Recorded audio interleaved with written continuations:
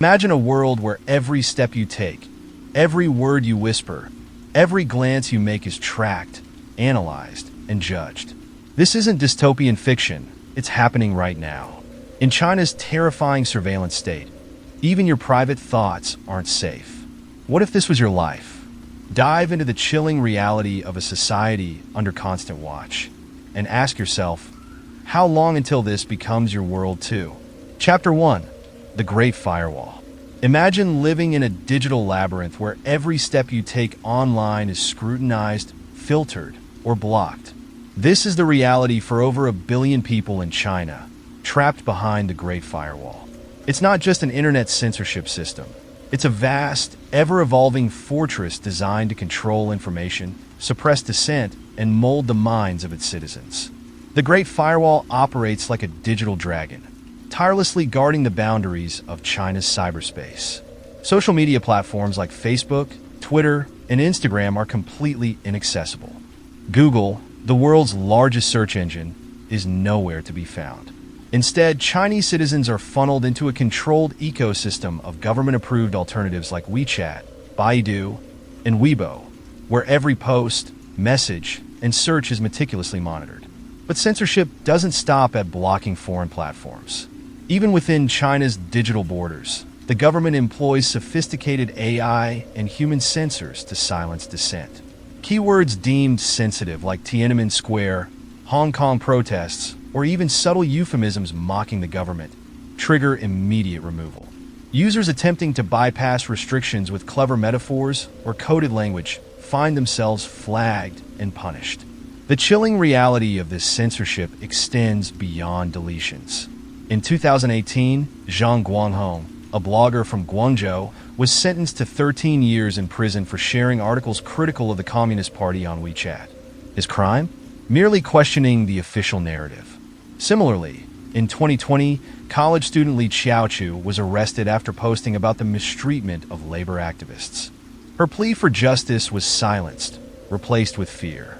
The Great Firewall has even transformed into a weapon against collective action. During the 2019 Hong Kong protests, mainland Chinese were fed an unrelenting stream of propaganda portraying protesters as rioters. Videos, photos, and first-hand accounts that could challenge this narrative were swiftly erased.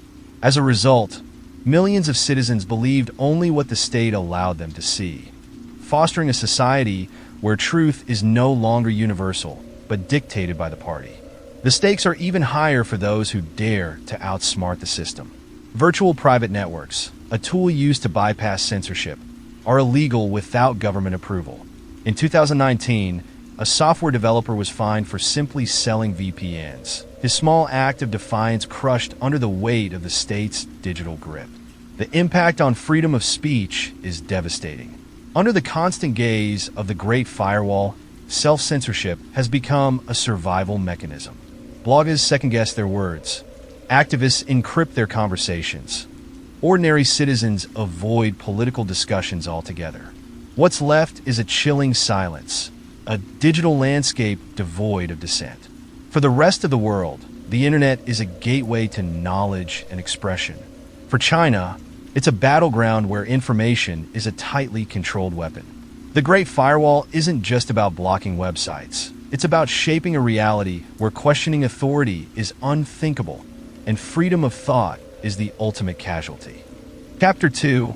The Social Credit System. Imagine living in a society where every action you take, every purchase, every social interaction, even your smallest indiscretions, is tracked and scored. Welcome to the world of China's social credit system, a dystopian mechanism designed to reward obedience and punish defiance. It's not just an idea pulled from a sci-fi novel. It's a chilling reality shaping the lives of over 1 billion people. At its core, the social credit system operates like a real-life credit score, but far more invasive. Using a sprawling network of surveillance cameras, AI algorithms, and big data analysis, the government evaluates each citizen's trustworthiness. Good behavior, paying your bills on time, donating to charity, or praising the government online boosts your score. Bad behavior, however, is ruthlessly punished. Criticize the government, jaywalk, or fail to pay a debt, and your score plummets, dragging your life down with it. The punishments are terrifyingly real. In 2019, a journalist named Liu, who was blacklisted after accusing a government official of corruption.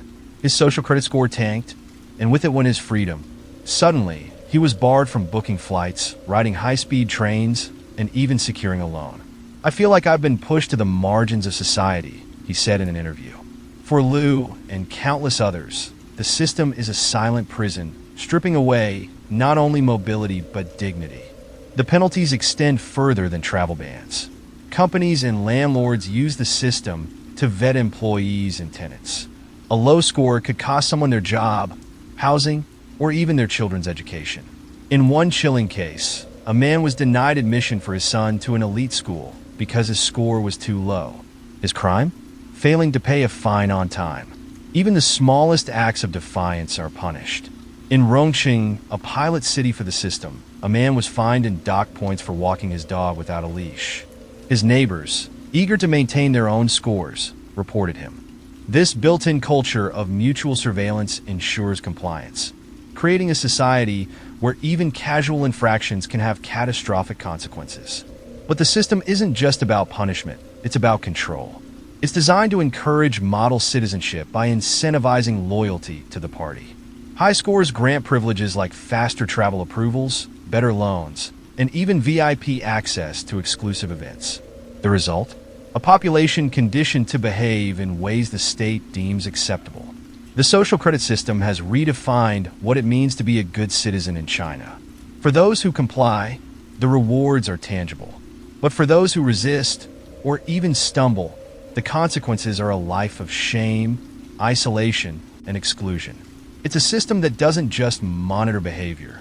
It molds it, creating a society where fear replaces freedom and compliance becomes survival. For the outside world, it's a glimpse into a dystopian future. For those living under its grip, it's an everyday nightmare where every move is watched, every mistake is punished, and freedom is nothing more than a distant memory.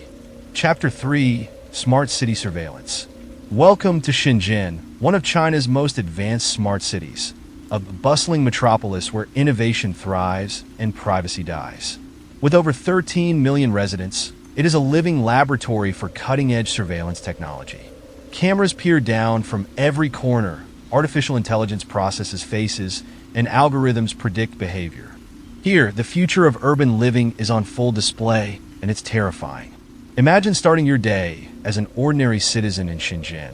The moment you leave your apartment, a high-definition camera with AI facial recognition locks onto your face. It identifies you within seconds, cross-checking your details in a massive government database. As you walk to the metro station, dozens of cameras track your movements, monitoring not just where you're going, but how you're behaving. Are you jaywalking? Are you littering? Every action you take could impact your social credit score or flag you as a person of interest. The metro station is a marvel of surveillance efficiency. Forget tickets, facial recognition gates greet commuters, seamlessly linking their identity to their payment apps. For most, it's convenient, but for those blacklisted by the social credit system, these gates won't open. Imagine the humiliation of being stranded, forced to confront a surveillance system that has judged you unworthy of travel. On the streets, traffic lights and billboards come alive with surveillance. AI-powered cameras identify jaywalkers instantly, capturing their faces and posting them on digital screens as a public warning. In 2019, a woman in Shenzhen found her face splashed across a public shaming billboard for jaywalking, only for it to later emerge that she had merely been walking past the intersection. The error didn't matter. The system had already branded her guilty. Every shop, every restaurant, every park is part of the surveillance web. In retail stores, AI cameras monitor customer behavior, predicting purchasing habits while also alerting authorities to suspicious activity. In public parks, cameras equipped with heat sensors track gatherings, ensuring no unauthorized protests or unsanctioned group activities take place. Even private moments aren't immune. If you rent a hotel room, expect your personal details like the number of bags you have logged and monitored. Hotel cameras are connected to the state security apparatus to provide a live feed of the comings and goings.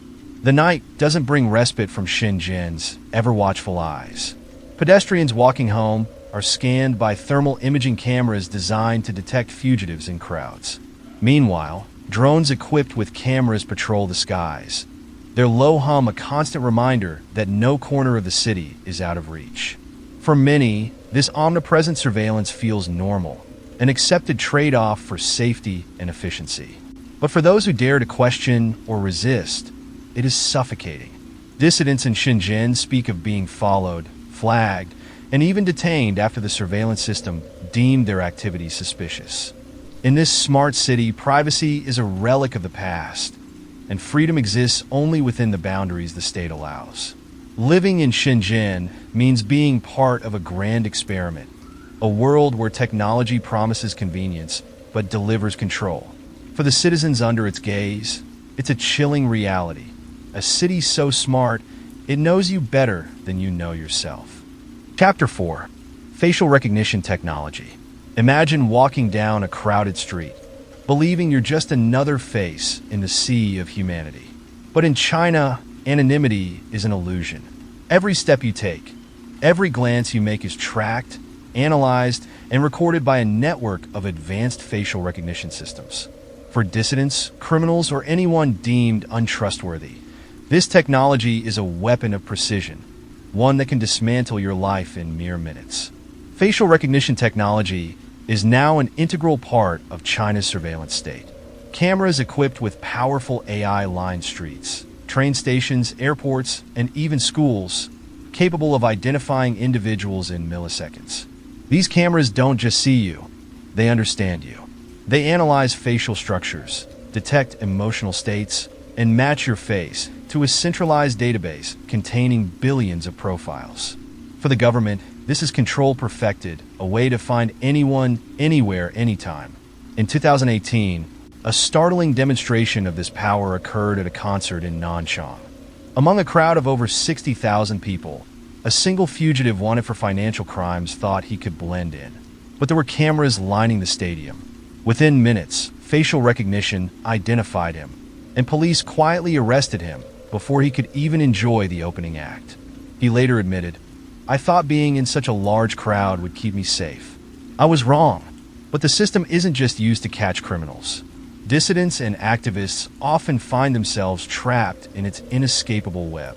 In 2019, a young woman in Hangzhou attended a peaceful demonstration. She wore sunglasses and a mask, hoping to remain anonymous. It didn't matter. Facial recognition software analyzed the portion of her face that was visible and matched it with her online photos. Within hours, police showed up at her door. The technology is now so advanced that it can recognize people from partial images or even distinguish identical twins. In some areas, police use augmented reality glasses equipped with facial recognition to scan crowds in real time. A man in Zhengzhou learned this the hard way. When he was flagged and arrested while waiting for a train, his presence detected the moment he entered the station. What's truly chilling is how this technology erases the very concept of anonymity. Even in the darkest corners of the country, there's no escape. Facial recognition cameras are deployed in mosques, tracking worshippers in the Xinjiang region, where Uyghur Muslims live under constant suspicion. Travelers attempting to board buses or trains must pass through facial recognition gates, ensuring no one moves without leaving a digital footprint. For those who live under its gaze, the implications are terrifying. A misstep, posting a critical comment online, attending an unsanctioned event, or even associating with the wrong people, can lead to instant detection and swift punishment. It's a system designed to suppress dissent and maintain control by making privacy a relic of the past. In China's surveillance state, there's no hiding, no forgetting, and no forgiveness. Facial recognition has turned society into an open-air prison, where every face tells a story, and the government is always listening. Chapter 5. DNA Collection Programs. Imagine a world where the government doesn't just know your face, but your very genetic code. In China, that world is already here. Over the past decade, authorities have quietly collected DNA samples from millions of citizens, including children. The result is one of the largest genetic databases in the world, a tool of unparalleled power for social control and surveillance. What could be more invasive than tracking your every move? Tracking your very essence. The scale of China's DNA collection is staggering. Under the guise of crime prevention, authorities have gathered genetic samples from men, women, and even schoolchildren. In one province alone, police visited schools, telling students they were required to undergo medical tests. What the children didn't realize was that their DNA was being harvested. Rights groups later revealed that these programs disproportionately targeted ethnic minorities, such as Uyghurs and Tibetans, casting a chilling shadow over their communities. But how is this vast database used? For one, it's a crime-solving powerhouse. In 2016, a murder case that had gone unsolved for decades was cracked when police traced a suspect through DNA samples collected from his relatives.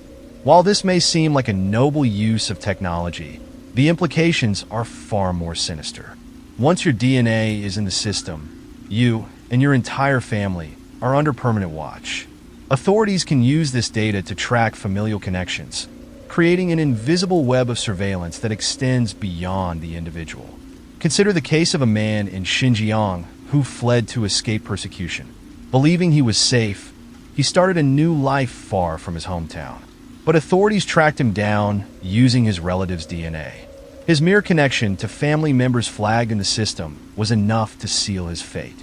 This is how China's DNA database functions, not just as a tool to catch criminals, but as a method to control and intimidate entire populations. The ethical concerns are staggering. DNA holds deeply personal information, from health conditions to familial ties.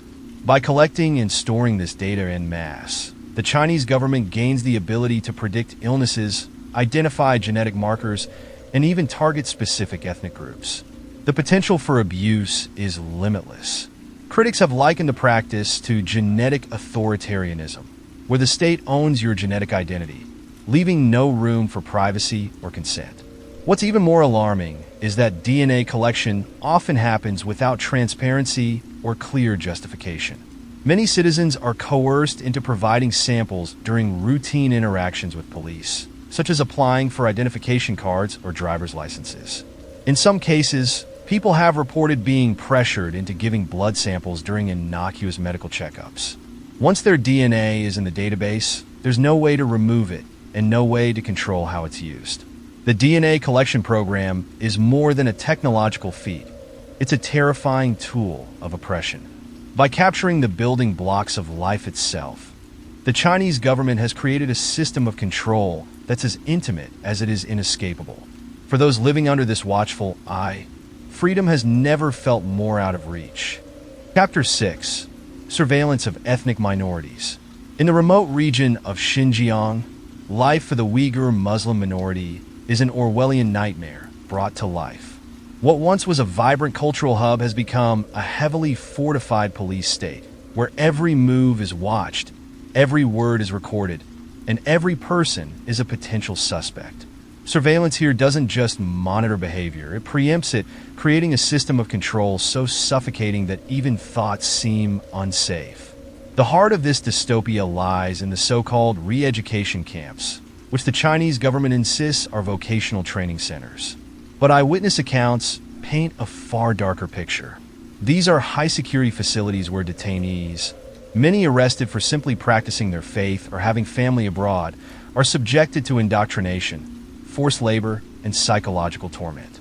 Some estimate over 1 million Uyghurs have passed through these camps, their lives shattered in the name of stability. Even outside the camps, freedom is a relic of the past. Entire neighborhoods are outfitted with high-definition cameras capable of facial recognition, strategically placed to track every street, shop, and home. Police checkpoints are everywhere, on highways, at train stations, and even between city blocks. Residents must scan their ID cards, submit to biometric scans, and allow authorities to inspect their phones for banned content. Messages about religion or photos of mosques could be enough to land someone in a detention center. One particularly harrowing tool in Xinjiang's surveillance arsenal is predictive policing. Using AI-powered systems, authorities analyze behavior to identify individuals who might commit crimes in the future.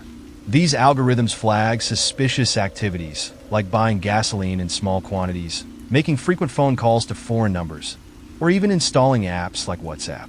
In this system, guilt isn't proven, it's assumed, leaving citizens to live in fear of being labeled a threat by a machine. The result is a population living in a state of constant paranoia. Families are torn apart as relatives are arrested without warning.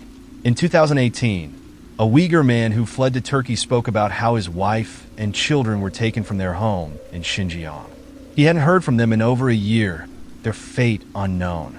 They vanished into the system, he said, and the system doesn't tell you where they are. The targeting of Uyghurs extends beyond borders. Uyghur students studying abroad have reported being pressured by Chinese officials to act as informants, with threats of retribution against their families back home if they refuse. In one chilling case, a Uyghur student in Egypt was detained by local authorities and deported back to China, disappearing into the surveillance state's vast machinery. What's happening in Xinjiang is more than surveillance. It's a cultural erasure powered by technology. The region's mosques are monitored or demolished, Uyghur language is discouraged, and traditional customs are replaced by state-approved behaviors. Surveillance is not just watching, it's reshaping identity, turning an entire community into prisoners in their own homeland. For the Uyghurs, life under China's surveillance state is a grim reminder of what happens when technology is wielded not for progress, but for domination. In Xinjiang, the future has arrived, and it's terrifying. Chapter 7: Cyber Espionage at Home. In China, cyberspace is not a sanctuary, it's a trap. Every text message, email, and online purchase is a thread in an intricate web of government surveillance. With cutting-edge technology and absolute authority, the Chinese government has transformed digital life into a vast network of spying, ensuring no citizen is ever truly alone. For anyone who dares to dissent, even a whisper on their phone can echo back as a knock on the door. At the heart of this cyber espionage lies a digital infrastructure embedded with backdoors for state access. Popular Chinese apps like WeChat and Alipay, used by hundreds of millions daily, are known to be monitored by government agencies. WeChat, for instance, has become an omnipresent part of life in China, used for messaging, banking, and even official documentation. But every keystroke, voice message, and transaction is logged and accessible to the state. A seemingly harmless joke about government corruption or a reference to a censored topic can trigger swift consequences. In 2020, an alarming revelation surfaced when a WeChat user was detained for sharing an article critical of the government in a private group chat.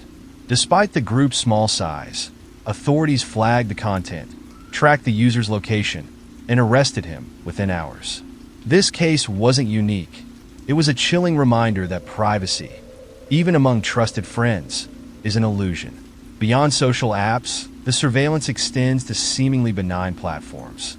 Whistleblowers have revealed that Chinese-made smartphones come pre-installed with apps capable of collecting and transmitting user data to centralized servers. This includes sensitive information like contact lists, browsing histories, and even voice recordings. And for those who think switching to foreign platforms is a solution, think again.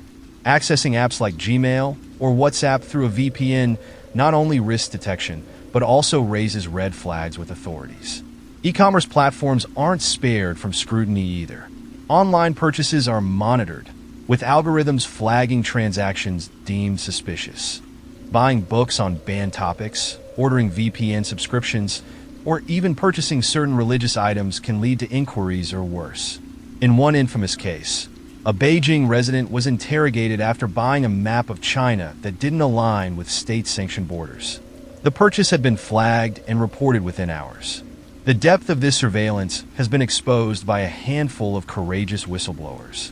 Edward Snowden's leaks revealed that China's cyber capabilities rival even those of the NSA, with state-backed hackers targeting not just international governments and companies, but also ordinary citizens. In 2019, a former Chinese tech engineer disclosed that several widely used apps were specifically designed with government surveillance in mind. His revelations painted a grim picture, a society where every digital interaction is a potential dossier for the state. The implications are horrifying. Cyber espionage doesn't just crush dissent, it fosters a culture of fear.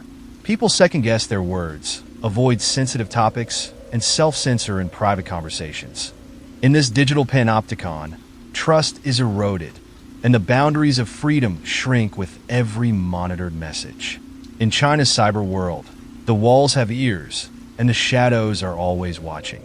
For its citizens, the internet isn't just a tool, it's a weapon turned against them. Chapter 8: Big Brother in Education.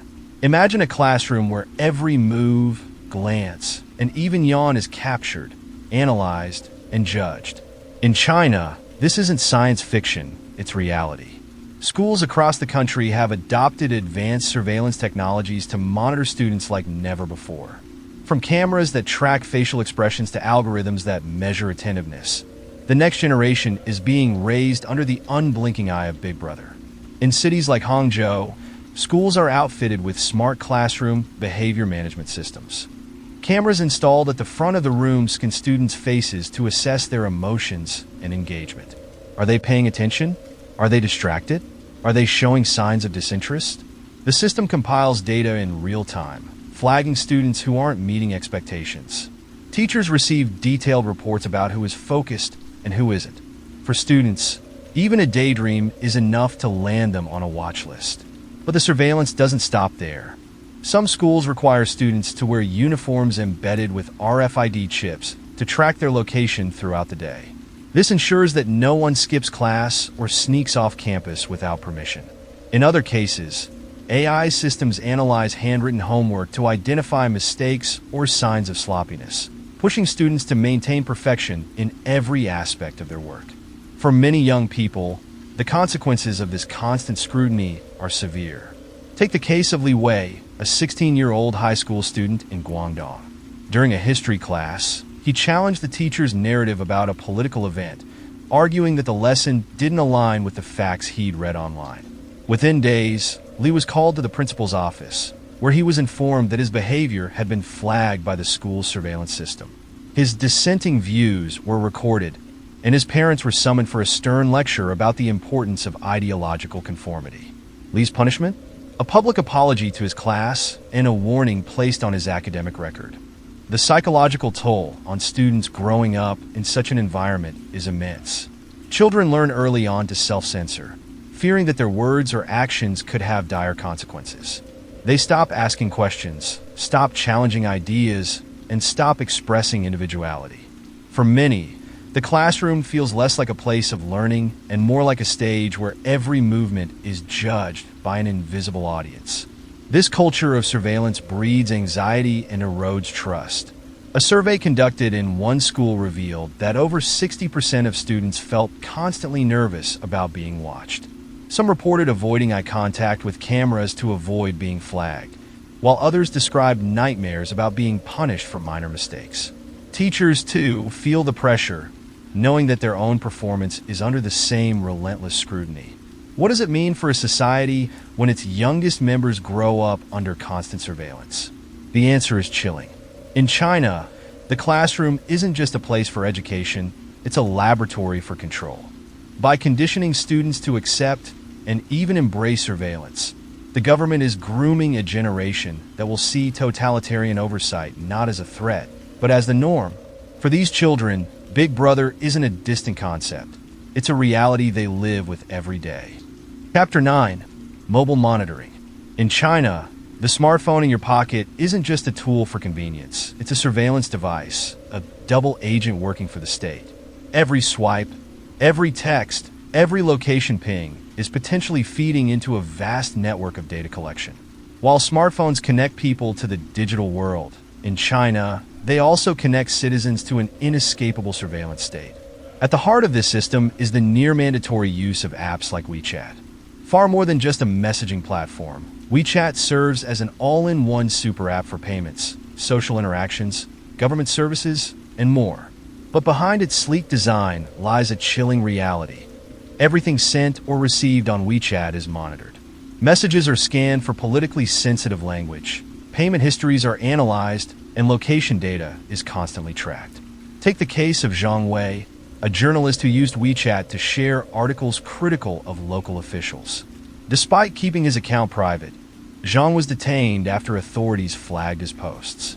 He later discovered that his account had been monitored for months, with officials even accessing private conversations. His arrest wasn't just swift, it was a stark reminder that in China, the concept of private communication is an illusion.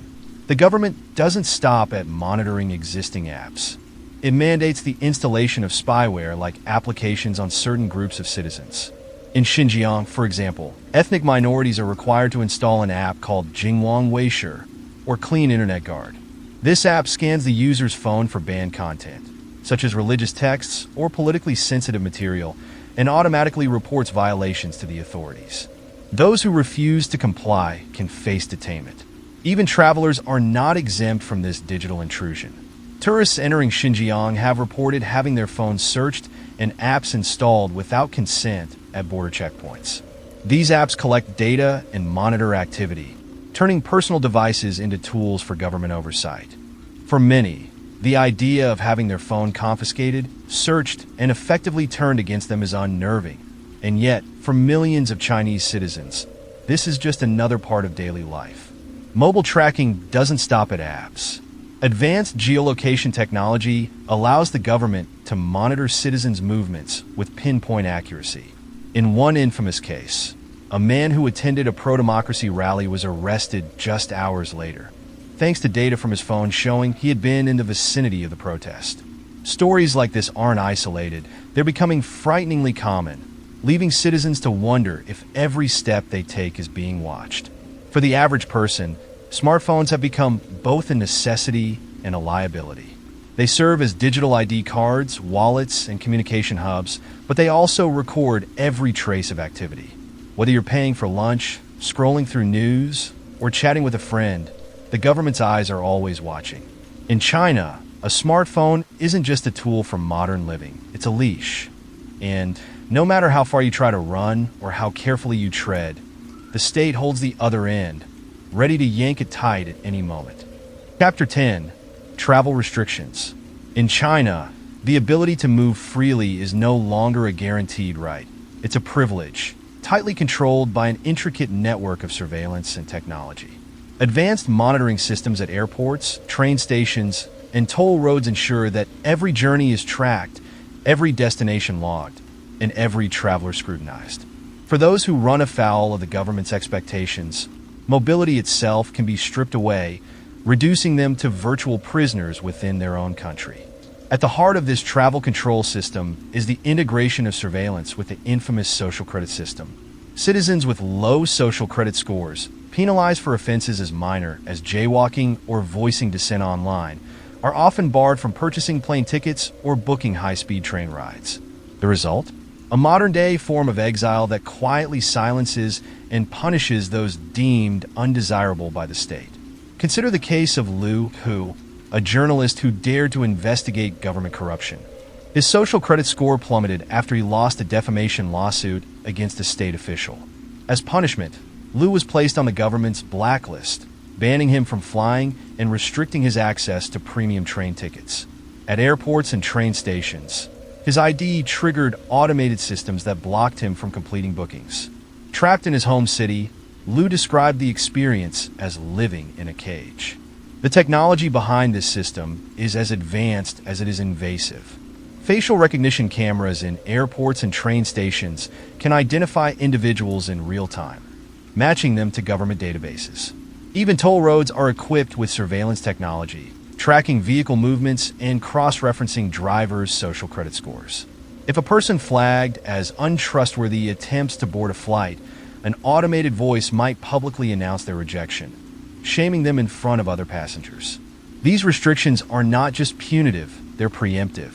Predictive algorithms are used to flag individuals as potential risks, often based on vague criteria, such as frequent contact with dissidents or participation in online forums critical of the government. In some cases, citizens have found themselves barred from traveling without even knowing why. The opaque nature of the system leaves people powerless to appeal their status, reinforcing a climate of fear and compliance. Even families are not immune. One chilling example involved a father in Shanghai whose son's poor social credit score, caused by unpaid school fees, prevented him from purchasing plane tickets to visit his ailing mother in another province. The government's rationale? It's the father's responsibility to ensure his family complies with societal standards. This tactic of collective punishment ensures not just individual compliance, but also communal pressure to stay in line. The implications of these travel restrictions are far-reaching. They don't just control movement, they reinforce obedience. Knowing that a misstep could lead to isolation, many citizens preemptively conform to avoid confrontation with the system. The result is a society where dissent becomes increasingly rare, not because people agree with the government, but because the price of disobedience is simply too high. In China, freedom of movement isn't a right, it's a privilege tied to absolute compliance. With every blocked ticket and every denied boarding pass, the government tightens its grip, ensuring that no citizen can escape its reach. Chapter 11. Data harvesting through tech companies. In China, the line between private tech companies and government surveillance doesn't just blur, it disappears. Companies like Huawei, Tencent, and Alibaba aren't just tech giants.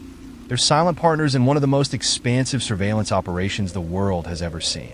Through their platforms and devices, an unthinkable amount of personal data is collected, analyzed, and exploited, making every user a potential target for monitoring and control.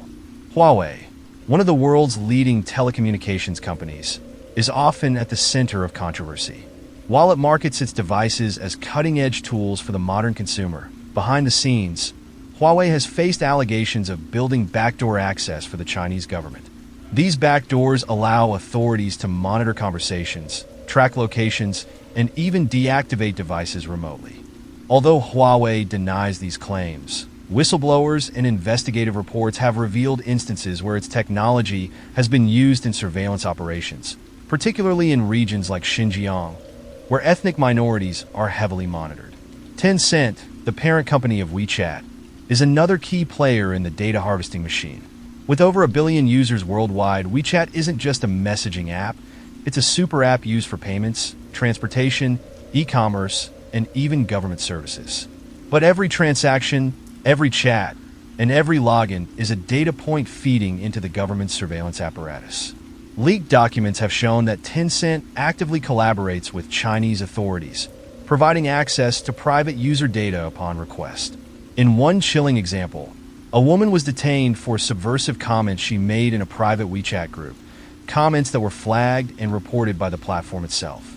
Alibaba, known globally for its e-commerce dominance, is also deeply embedded in China's surveillance ecosystem. Its cloud computing division powers much of the country's data infrastructure, including government systems. Reports have exposed how Alibaba's algorithms are used to profile citizens based on their spending habits, online activity, and social connections. These profiles can determine anything from loan approvals to law enforcement scrutiny. For the average consumer, shopping on platforms like Taobao isn't just a convenience. It's a transaction that fuels a system designed to track and control. Whistleblowers who've dared to expose these collaborations have faced dire consequences. One former engineer at a Chinese tech company revealed to international media that government agencies demanded access to encrypted user data, bypassing any semblance of privacy laws. After coming forward, he was forced to flee the country, leaving behind his family and career. His testimony, however, shines a light on the extent of these partnerships. There's no such thing as no when the government asks for data. The implications are staggering. Tech companies, often seen as champions of innovation, have become tools of oppression. Their platforms, designed to make life easier, instead funnel intimate details of users' lives directly into the hands of the state. Every app download, every device purchase, and every click feeds the government's insatiable appetite for control. In China, the smartphone in your pocket or the app on your screen isn't just a tool, it's a spy. And the corporations profiting from these technologies are complicit in a system where privacy isn't just compromised, it's obliterated. Chapter 12. Covert Surveillance Networks. While technology dominates China's surveillance apparatus, the government hasn't abandoned old-school tactics. Beneath the layers of artificial intelligence and cutting-edge cameras lies a vast network of human informants and covert agents. These operatives are deployed to monitor, infiltrate, and report on individuals deemed problematic. The result is a chilling fusion of traditional spycraft with high-tech surveillance, creating a net so tight that even the most cautious dissidents struggle to escape. The scope of China's covert surveillance network is staggering. In neighborhoods across the country, community informants, often retirees or low-level government employees, act as the eyes and ears of the state. These individuals are incentivized to report anything suspicious, whether it's unusual visitors, outspoken conversations, or gatherings that could hint at dissent. In some cases, entire apartment complexes have unofficial monitors who keep track of residents' movements and habits, feeding their observations into the government's vast database. Activists and dissidents are particularly targeted. Consider the case of Chun Wei, a pro-democracy activist from Guangzhou. After organizing a small gathering to discuss constitutional reforms, Chen noticed unfamiliar faces showing up at her workplace and neighborhood. These individuals didn't wear uniforms or carry badges. They were plainclothes agents tasked with shadowing her every move. When she took public transportation, they sat nearby.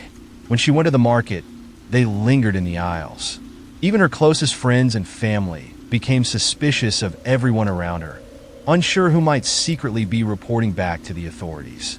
Chen's story is far from unique.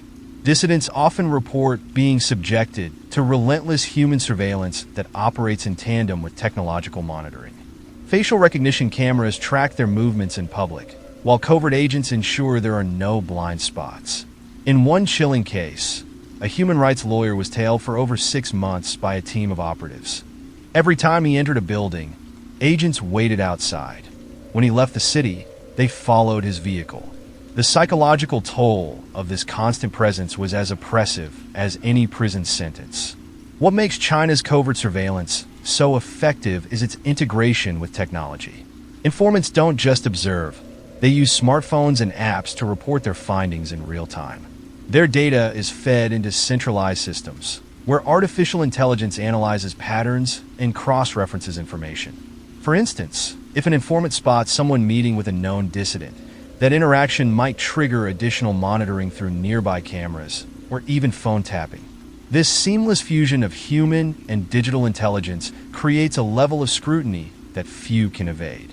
The system is ruthlessly efficient. In one shocking example, a university professor was fired after being overheard criticizing the government during a private dinner. The informant? A waiter at the restaurant, who reported the conversation using an app that connected directly to local authorities. Within days, the professor's life was upended, all because someone in the room was quietly working for the state. China's covert surveillance networks serve as a grim reminder that technology, no matter how advanced, is even more powerful when paired with human paranoia. The result is a society where trust is eroded, fear is pervasive, and every glance, whisper, or action could be weaponized against you. In China, Big Brother doesn't just watch from a distance, he walks among you. Chapter 13. Crackdown on protest and dissent. In China, the mere act of standing up to authority has become a dangerous gamble. Protests, no matter how small or peaceful, are swiftly suppressed by a surveillance system that can predict, locate, and dismantle dissent before it even begins. From geolocation tracking to advanced crowd analysis, Chinese authorities have weaponized technology to quash any challenge to the regime. For activists, every step forward is met with a wave of invisible resistance, making the fight for freedom a constant battle against an all-seeing adversary. One of the most chilling tools in the government's arsenal is geolocation monitoring. Protest organizers have reported being detained before they could even reach the demonstration site, their every movement tracked through smartphones and public transportation systems. In 2019, during the height of Hong Kong's pro-democracy protests, mainland Chinese authorities employed similar methods to identify activists traveling into the city. Using GPS data, facial recognition cameras, and even ride-sharing apps, they were able to detain individuals before they could join the crowds. Protesters learned to leave their phones at home, but even that wasn't enough to escape the digital dragnet. Advanced crowd analysis is another weapon used to neutralize dissent. During large gatherings, high-resolution drones and surveillance cameras with AI capabilities hover over the crowd, identifying faces in real time and tracking individuals throughout the event. Authorities can instantly link a protester's face to their identity, work history, and social credit score. For protest leaders, this level of visibility is especially dangerous. Many have reported being followed home after demonstrations, where plainclothes officers wait to detain them under the cover of darkness. Consider the case of Zhang Wei, a labor rights activist in Shenzhen. After organizing a protest against unfair wages, Zhang was tracked through surveillance cameras as she moved between meetings. One evening, she noticed an unmarked car parked outside her home. Within hours, she was taken into custody, her phone and computer seized. Authorities used her digital footprint to identify and arrest others involved in the protest, effectively dismantling the entire movement. Zhang's story is a testament to the government's ability to weaponize data and technology against those who dare to speak out. But even small acts of dissent are met with overwhelming force. In one case, a group of university students staged a silent protest by holding up blank sheets of paper, a symbolic gesture against censorship. Within minutes, security forces swarmed the area, guided by surveillance systems that flagged the gathering as abnormal. The students were detained, interrogated, and warned never to organize again. The psychological toll of this constant monitoring is devastating. Protesters now live in a state of perpetual fear, knowing that the government's reach extends far beyond the streets. Messaging apps are infiltrated, encrypted chats are decoded, and even private conversations can lead to arrests. In China, dissent isn't just suppressed, it's erased. The government surveillance system ensures that resistance is not only punished but also discouraged, leaving the population in a suffocating grip of control. For those who dream of change, the stakes have never been higher, and the battlefield has never been more uneven. Chapter 14: The Psychological Impact of Living Under Watch. What does it mean to live under constant surveillance? In China, the answer is written not only in the tightening grip of technology, but also in the minds of its citizens. Cameras may blink on street corners, algorithms may hum in the background, but the most profound impact of this all-seeing system is felt deep within, in the paranoia, self-censorship, and the quiet surrender of personal freedom. For Li Fong, a teacher in Beijing, the moment she realized she was never truly alone came on an ordinary day. During lunch with colleagues, she let slip a mild criticism of a new government policy. Later that evening, a neighborhood official paid her a visit, reminding her to set a good example for her students. She wasn't arrested, but the message was clear. Her words had been heard, and someone was watching. From that day forward, Lee stopped sharing her opinions, even in private. Like so many others, she learned to live with the constant presence of an invisible audience. This pervasive sense of being monitored has created a culture of self-censorship. Conversations are filtered, actions restrained, and even thoughts suppressed out of fear that they might somehow be made visible. Citizens second-guess themselves constantly. Should I post this photo online? Should I join that group chat? Should I even look up certain topics? Over time, the boundaries of what is acceptable become internalized, turning personal expression into a calculated risk. The societal effects are just as profound. A nation under watch becomes a nation of whispers, where trust is eroded and relationships are strained. Friends hesitate to speak openly, unsure who might report them. Families are torn apart by ideological divides, with some members embracing the surveillance state while others live in quiet resistance. The line between genuine loyalty and coerced compliance becomes blurred, leaving communities fractured and suspicious. Yet, ironically, the surveillance state also creates an illusion of safety. For some, the ever-present cameras and AI patrols are a reassurance that crime is being prevented and order is being maintained. But this sense of security comes at a price. The same tools that identify thieves and trespassers are also used to silence critics and crush dissent. The illusion of safety is just that, an illusion built on the sacrifice of personal freedom and autonomy. The psychological toll of living under watch extends beyond the present. Children raised in this environment grow up knowing no other way of life. In schools, they learn that obedience is paramount, and that even their daydreams might betray them if they're caught not paying attention by facial recognition software. For these future generations, surveillance isn't an intrusion, it's simply reality. As the world watches China's surveillance state evolve, one question looms large. Is this the future for all of us? The march of technology shows no signs of slowing, and the tools of control are becoming more sophisticated with each passing year. If personal freedom is to survive, it will require a global reckoning with the trade-offs we're willing to make in the name of security. Until then, the story of China offers a chilling glimpse of what could be waiting on the horizon.